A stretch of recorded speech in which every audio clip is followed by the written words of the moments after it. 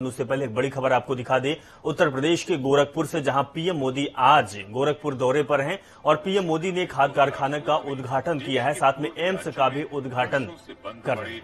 3 खाद कारखानों को फिर से शुरू करने के लक्ष्य के साथ हिंदुस्तान उर्वरक एवं रसायन लिमिटेड की स्थापना करने का बड़ा निर्णय लिया गया। गोरखपुर का खाद कारखाना 30 वर्षों से ठप पड़ा था। बंद पड़े कारखाने के कारण लोग लंबे समय से परेशान थे। बहुतों की नौकरियां छिन गईं, तो कारखाने के कारण चलने वाले अन्य कारोबार भी सिमटते चले गए, जिसके कारण एक बड़ी आबादी के रोजी रोजगार पर संकट आ गया। खाद की आपूर्ति बुरी तरह प्रभावित थी, जिसका जमकर फायदा बिचौलिए उठाते थे। यूरिया की जमाखोरी और कालाबाजारी होती थी। अधिक दाम पर खाद खरीदने के दबाव के कारण मेहनती किसानों पर आर्थिक मार पड़ती थी, तो बिना खाद के फसल नुकसान का डर सताता रहता था। गोरखपुर खाद कारखाने को फिर से चालू कराने की लोगों की मांग पर पहले की सरकारों के वायदे सिर्फ खोखले ही साबित हुए थे। इस निराशा भरे माहौल को बदलने के लिए माननीय योगी आदित्यनाथ जी ने सांसद रहते हुए लगातार आवाज उठाई। किसानों के हितों को समर्पित माननीय प्रधानमंत्री श्री नरेंद्र मोदी जी ने 2016 में गोरखपुर खाद कारखाने के पुनरुद्धार की आधारशिला रखी और आज गोरखपुर की धरती साक्षी बन रही है उस ऐतिहासिक अवसर का, जब प्रधानमंत्री जी के द्वारा गोरखपुर खाद कारखाना किया जा रहा है राष्ट्र को समर्पित। 8,600 करोड़ में बना गोरखपुर खाद कारखाना प्रतिदिन 3,850 मीट्रिक टन यूरिया और 2,200 मीट्रिक टन लिक्विड अमोनिया का करेगा उत्पादन। ऊर्जा कुशल, सुरक्षित एवं पर्यावरण अनुकूल गोरखपुर खाद कारखाने से उत्तर प्रदेश के साथ साथ पड़ोसी राज्यों जैसे बिहार, उड़ीसा, पश्चिम बंगाल, पंजाब और हरियाणा के किसानों को भी सहजता से उपलब्ध होगा नीम कोटेड यूरिया। नीम कोटेड यूरिया से कालाबाजारी पर लगेगी रोक और बीज से बाजार के संकल्प को मिलेगा बल। यह छोटे किसानों की आय बढ़ाने में निभाएगा बड़ी भूमिका। कारखाने के संचालन से गोरखपुर और आसपास के क्षेत्र छुएंगे विकास की नई बुलंदी को। करीब 20,000 रोजगार के अवसर होंगे उपलब्ध। प्रदेश के युवाओं को रोजगार के लिए तैयार करने के लिए दिया जाएगा कौशल प्रशिक्षण। इसके अलावा क्षेत्र के पारंपरिक उद्योग धंधों को भी मिलेगा बढ़ावा। आजादी के इस अमृत महोत्सव की श्रृंखला में राष्ट्र और विशेष रूप से हमारे अन्नदाता को समर्पित ये खाद कारखाना माननीय प्रधानमंत्री जी के आत्मनिर्भर भारत के विजन को देगा नई मजबूती।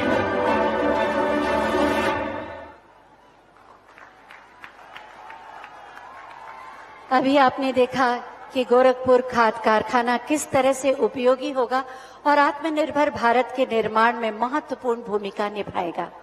आज ही माननीय प्रधानमंत्री महोदय ने अखिल भारतीय आयुर्विज्ञान संस्थान गोरखपुर भी राष्ट्र को समर्पित किया है। इसके खूबियों और लाभ के बारे में एक फिल्म आइए देखते हैं।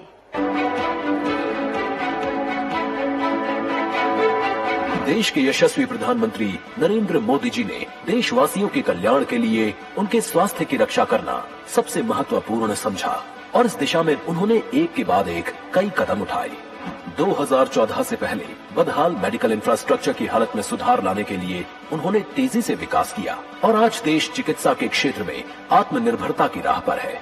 देश में नए मेडिकल कॉलेज बनवाए, विश्व स्तरीय चिकित्सा तकनीकों को अपनाया, न्यू हेल्थ पॉलिसी और ई हेल्थ जैसी सुविधाएं उपलब्ध करवाई। प्रधानमंत्री स्वास्थ्य सुरक्षा योजना के अंतर्गत देश में 23 नए एम्स का निर्माण कराया। Fit India movement, yoga day, Ayushman Bharat और डिजिटल स्वास्थ्य मिशन जैसी मुहिम शुरू की। माननीय प्रधानमंत्री जी ने उत्तर प्रदेश को 2 एम्स की सौगात दी है। पूर्वांचल का व्यक्ति बीमार होता था तो उसे पता नहीं चलता था कहां जाऊं, कैसे जाऊं, इलाज कहां करवाऊं। ये पूर्वांचल को एम्स देकर के मैंने यहां के गरीबों की बीमारी की भी चिंता करने का काम ईमानदारी के साथ किया है मेरे भाई। गोरखपुर में 1011 करोड़ की लागत से 112 एकड़ में विस्तृत 18 स्पेशलिटी व 17 सुपर स्पेशलिटी विभागों वाले एम्स का निर्माण कराया गया है। देश का सबसे प्रतिष्ठित हॉस्पिटल एम्स, जिसमें इलाज करवाने के लिए प्रदेश के लोगों को दिल्ली जाना पड़ता था, वो एम्स अब गोरखपुर में आ गया है, जिससे पूर्वांचल के साथ साथ पड़ोसी राज्य बिहार और झारखंड सहित पड़ोसी देश नेपाल के लोगों को भी उच्च स्तर की चिकित्सकीय सुविधाओं से वंचित नहीं होना पड़ेगा। 750 बेड और 14 ऑपरेशन थिएटर की क्षमता वाले गोरखपुर एम्स में सिटी स्कैन, MRI एवं अल्ट्रासाउंड की सुविधा सहित कई गंभीर बीमारियों के इलाज की सुविधा है। इसके अलावा चिकित्सा शिक्षा के 25 से अधिक पाठ्यक्रमों सहित MBBS की 125 सीटें हैं। गोरखपुर एम्स के निर्माण से स्वास्थ्य सेवाओं के साथ साथ युवाओं को प्रत्यक्ष और अप्रत्यक्ष रूप में रोजगार के अवसर प्राप्त होंगे और आवागमन बढ़ने से स्थानीय उद्योगों को भी बढ़ावा मिलेगा। आज आजादी के 75वें वर्ष को पूरा देश अमृत महोत्सव के रूप में मना रहा है। इसी कड़ी में माननीय प्रधानमंत्री जी गोरखपुर एम्स को राष्ट्र को समर्पित कर रहे हैं। ये माननीय प्रधानमंत्री जी के स्वस्थ भारत, सुरक्षित भारत के साथ साथ आत्मनिर्भर भारत के संकल्प को भी मजबूती देगा। सोच ईमानदार, काम दमदार। आज लोकार्पित की गई 3 परियोजनाओं में से तीसरी परियोजना BRD मेडिकल कॉलेज में ICMR regional medical research centre का उद्घाटन। इसके बारे में जानकारी लेने के लिए आइए देखते हैं ये छोटी सी फिल्म। कोरोना महामारी ने स्वास्थ्य सेवाओं के बुनियादी ढांचे को मजबूत करने के लक्ष्य को और दृढ़ बनाया है। प्रधानमंत्री श्री नरेंद्र मोदी ने स्वास्थ्य क्षेत्र के मूलभूत ढांचे को मजबूत करने की दिशा में कई अहम कदम उठाए हैं। इसी सोच के तहत देश में स्वास्थ्य अनुसंधान के लिए नए नए संस्थानों का निर्माण किया जा रहा है। इस समय देश में 80 वायरल डायग्नोस्टिक और रिसर्च लैब्स हैं। इनको और बेहतर बनाया जाएगा। महामारियों में बायो सेफ्टी लेवल 3 की लैब चाहिए। ऐसी 15 नई लैब को ऑपरेशनल किया जाएगा। इसके अलावा देश में 4 नए नेशनल इंस्टीट्यूट ऑफ वायरोलॉजी और एक national institute for one health भी स्थापित किया जा रहा है। इसी दिशा में ICMR केंद्र गोरखपुर एक मिसाल है। अत्याधुनिक सुविधाओं से युक्त क्षेत्रीय आयुर्विज्ञान अनुसंधान केंद्र का नया भवन इलाके में मलेरिया, TB, HIV, कैंसर और कुष्ठ रोग जैसी बीमारियों के अनुसंधान के नए क्षितिज खोलेगा। ये संस्थान नए और उभरते संक्रमणों, पोषण संबंधी समस्या और इसके अलावा मधुमेह, हाई BP, हृदय रोग जैसे रोगों को दूर करेगा।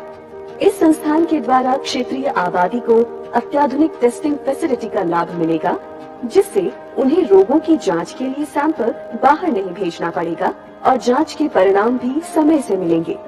ये संस्थान क्षेत्रीय बीमारियों के नए इलाज तथा जांच के तरीकों की खोज करेगा, जिससे रोगों का बोझ कम करने में मदद मिलेगी। साथ ही स्वास्थ्य संकेतकों में सुधार के साथ साथ अंतर विभागीय सहयोग और क्षमता निर्माण में सहायता के लिए एक मंच प्रदान करेगा। इस भवन का रिकॉर्ड गति से निर्माण किया गया है, जिससे कि क्षेत्र के लोग जल्द से जल्द इसकी सुविधाओं का लाभ उठा सके।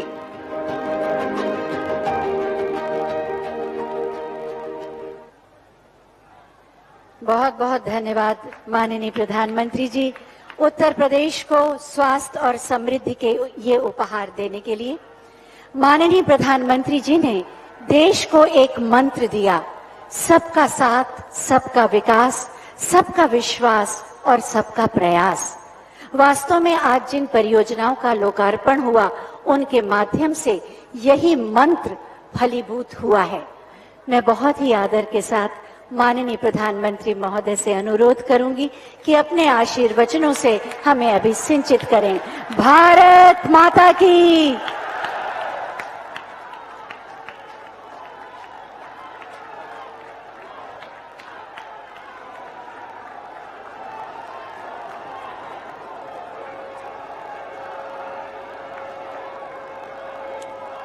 भारत माता की।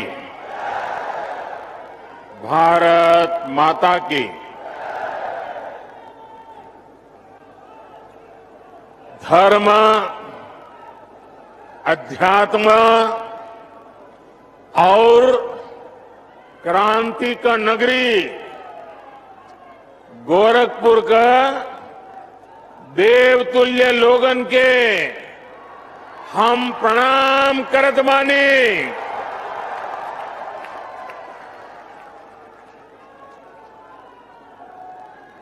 परमहंस योगानंद महायोगी गोरखनाथ जी, वंदनीय हनुमान प्रसाद पोद्दार जी और महाबलिदानी पंडित राम प्रसाद बिस्मल का ई पावन धरती का कोटि कोटि नमन।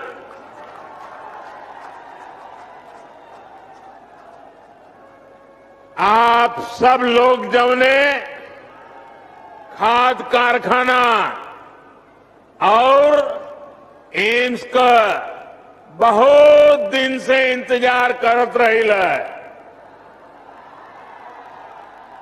आज वो घड़ी आ गईल बा। आप सबके बहुत बहुत बधाई। मेरे साथ मंच पर उपस्थित उत्तर प्रदेश की राज्यपाल श्रीमती आनंदीबेन पटेल जी, उत्तर प्रदेश के यशस्वी कर्मयोगी मुख्यमंत्री योगी आदित्यनाथ जी, उत्तर प्रदेश के उप मुख्यमंत्री केशव प्रसाद मौर्य, डॉक्टर दिनेश शर्मा, भारतीय जनता पार्टी उत्तर प्रदेश के अध्यक्ष श्री स्वतंत्र देव सिंह जी, अपना दल की राष्ट्रीय अध्यक्ष और मंत्रिमंडल में हमारी साथी बहन अनुप्रिया पटेल जी, निषाद पार्टी के अध्यक्ष भाई संजय निषाद जी, मंत्रिमंडल में मेरे सहयोगी श्री पंकज चौधरी जी, उत्तर प्रदेश सरकार के मंत्री श्री जयप्रताप सिंह जी, श्री सूर्य प्रताप शाही जी, श्री दारा सिंह चौहान जी, स्वामी प्रसाद मौर्य जी, उपेंद्र तिवारी जी, सतीश द्विवेदी जी, जयप्रकाश निषाद जी, राम चौहान जी, आनंद स्वरूप शुक्ला जी, संसद में मेरे साथीगण, यूपी विधानसभा और विधान परिषद के सदस्यगण और विशाल संख्या में हमें आशीर्वाद देने के लिए आए हुए मेरे प्यारे भाइयों और बहनों,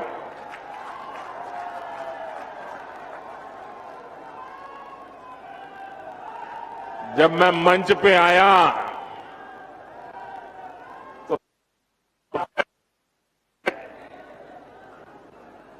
वो यहां नजर भी नहीं पहुंच रही, लेकिन जब उस तरफ देखा तो मैं हैरान हो गया, इतनी बड़ी तादाद में लोग,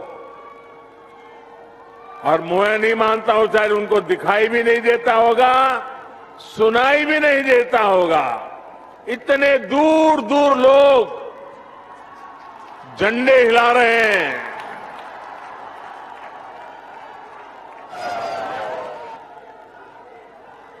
ये आपका प्यार, ये आपके आशीर्वाद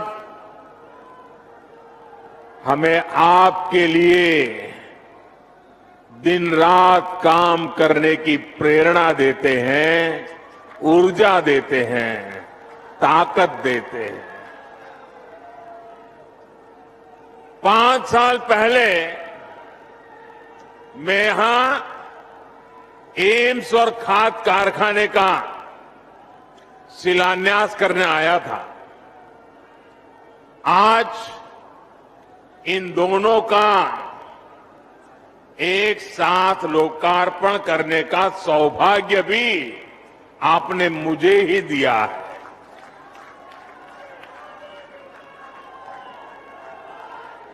आईसीएमआर के रीजनल मेडिकल रिसर्च सेंटर को भी आज अपनी नई बिल्डिंग मिली है। मैं यूपी के लोगों को बहुत बहुत बधाई देता हूं। साथियों, गोरखपुर में फर्टिलाइजर प्लांट का शुरू होना, गोरखपुर में एम्स का शुरू होना अनेक संदेश दे रहा है। जब डबल इंजन की सरकार होती है तो डबल तेजी से काम भी होता है। जब नेक नियत से काम होता है तो आपदाएं भी अवरोध नहीं बन पाती। जब गरीब, शोषित, वंचित की चिंता करने वाली सरकार होती है तो वो परिश्रम भी करती है, परिणाम भी ला करके दिखाती है। गोरखपुर में आज हो रहा आयोजन इस बात का भी सबूत है कि नया भारत जब ठान लेता है तो इसके लिए कुछ भी असंभव नहीं है। साथियों, जब 2014 में आपने मुझे सेवा का अवसर दिया था तो उस समय देश में फर्टिलाइजर सेक्टर बहुत बुरी स्थिति में था। देश के कई बड़े बड़े खाद कारखाने बरसों से बंद पड़े थे और विदेशों से आयात लगातार बढ़ता जा रहा था। एक बड़ी दिक्कत ये भी थी कि जो खाद उपलब्ध थी उसका इस्तेमाल चोरी छिपे खेती के अलावा और भी कामों में गुप्त चला जाता था। इसलिए देश भर में यूरिया की किल्लत तब सुर्खियों में रहा करती थी। किसानों को खाद के लिए लाठी गोली तक खानी पड़ती थी। ऐसी स्थिति से शुरू किया। एक, हमने यूरिया का गलत इस्तेमाल रोका। यूरिया की 100% नीम कोटिंग की। दूसरा, हमने करोड़ों किसानों को सॉयल हेल्थ कार्ड दिए ताकि उन्हें पता चल सके कि उनके खेत को किस तरह की खाद की जरूरत है। और तीसरा, हमने यूरिया के उत्पादन को बढ़ाने पर जोर दिया। बंद पड़े फर्टिलाइजर प्लांट्स को फिर से खोलने पर हमने ताकत लगाई। इसी अभियान के तहत गोरखपुर के इस फर्टिलाइजर प्लांट समेत देश के 4 और बड़े खाद कारखाने हमने चुने। आज एक की शुरुआत हो गई है, बाकी भी अगले वर्षों में शुरू हो जाएंगे।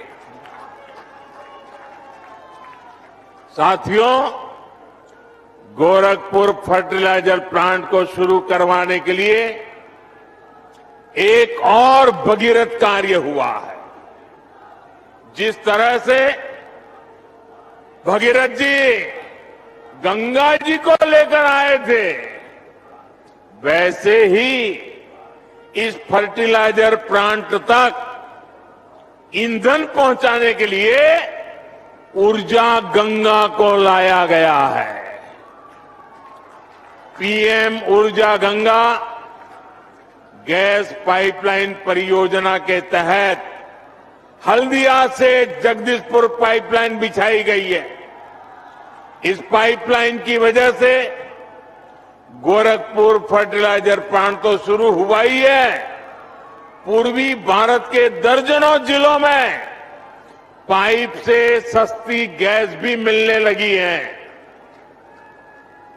भाई और बहनों, फर्टिलाइजर प्लांट के शिलान्यास के समय मैंने कहा था, इस कारखाने के कारण गोरखपुर इस पूरे क्षेत्र में विकास की धुरी बनकर के उभरेगा।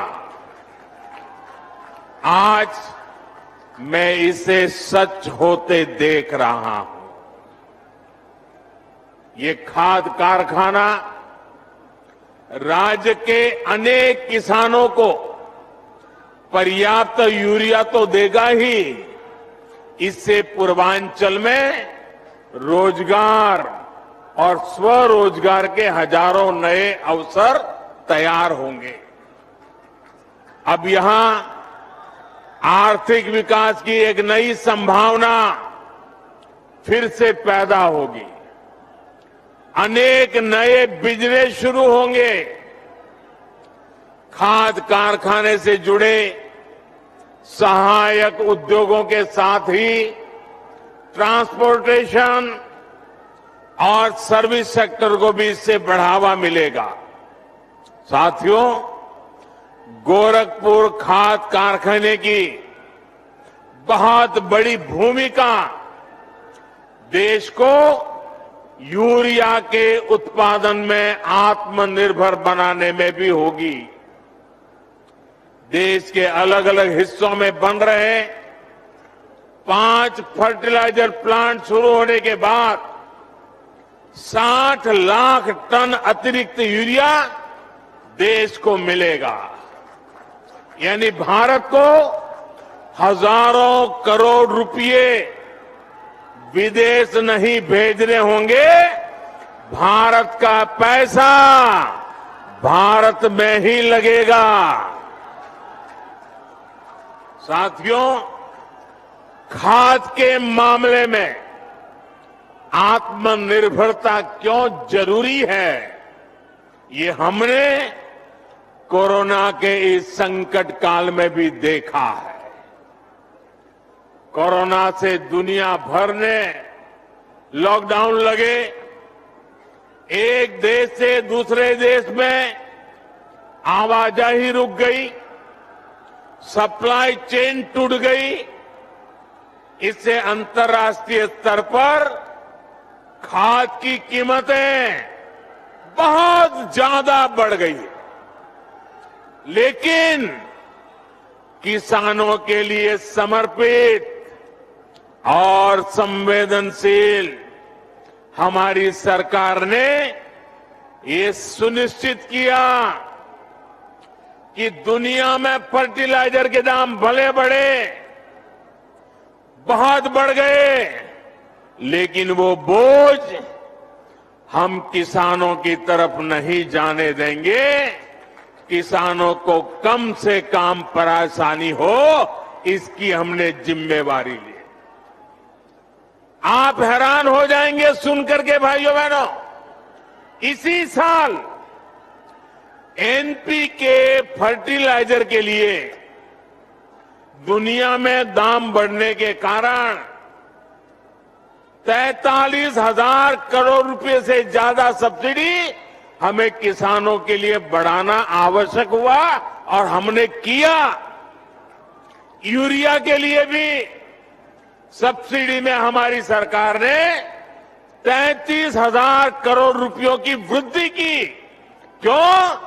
कि दुनिया में दाम बढ़े, उसका बोझ हमारे किसानों पर न जाए। अंतर्राष्ट्रीय बाजार में जहां यूरिया 60-65 रुपये प्रति किलो बिक रहा है, वहीं भारत में किसानों को यूरिया 10 से 12 गुना सस्ता देने का प्रयास है। भाई और बहनों, आज खाने के तेल को आयात करने के लिए भी भारत हर साल हजारों करोड़ रुपए विदेश भेजता है।